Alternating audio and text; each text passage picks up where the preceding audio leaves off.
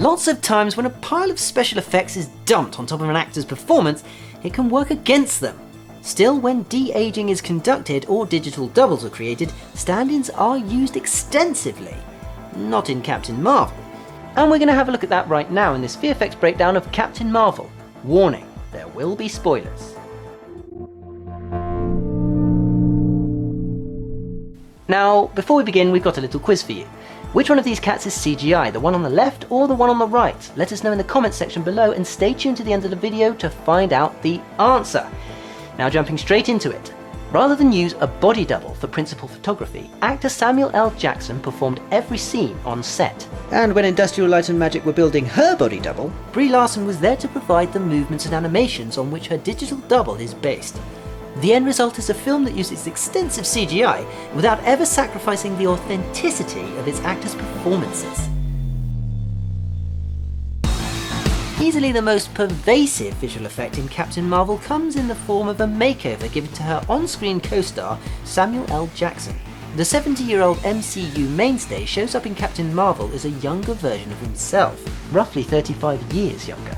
Fortunately, visual effects company Lola VFX had several films of Jackson's back catalogue from which they could choose. Lola reps explained that there was one movie that paid off more than the rest. 1997's 187. 187 is a great little psychological thriller that acts as a scathing indictment of the public school system. Lola's visual artists used the film as their priority reference point because young Nick Fury rocks the same clean-cut look and rock-hard stare that Jackson affects in 187. It's easy to overlook the immense amount of detailed work that goes into de-aging an actor. Lola VFX revamped around 500 shots by hand throughout the film. That work wasn't relegated to Fury's face either. The VFX team was also tasked with realigning Samuel L. Jackson's body to look like that of a 45-year-old. The entire job took 60 people working full-time in 4 separate offices. When it came time for Captain Marvel to suit up and use her energy-based superpowers, directors Anna Boden and Ryan Fleck turned to the legendary visual effects studio Industrial Light and Magic, or ILM for short. Not only was the studio handed the core of depicting Carol Danvers' powers, but they also created the digital double used in Captain Marvel's set pieces. ILM also built the Kree spaceships that launch an assault on Earth in the film's final battle.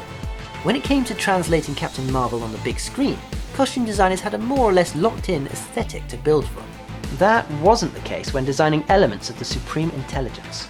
Directors wanted it to be violent and very large, and to be like streams of water that flow upward.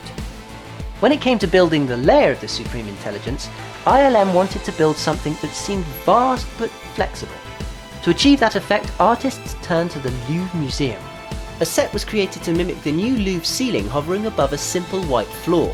In the end, the ceiling was shrouded with visual effects, and used more as a means to pipe in lighting that somehow magnifies the Supreme Intelligence's sinister nature.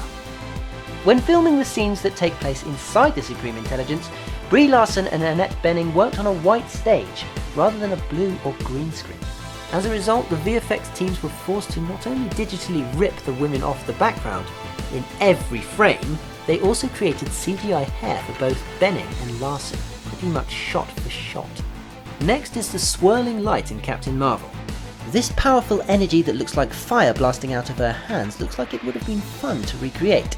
But you can't have 2 guys shoot flamethrowers behind Brie Larson in front of a green screen to achieve this effect.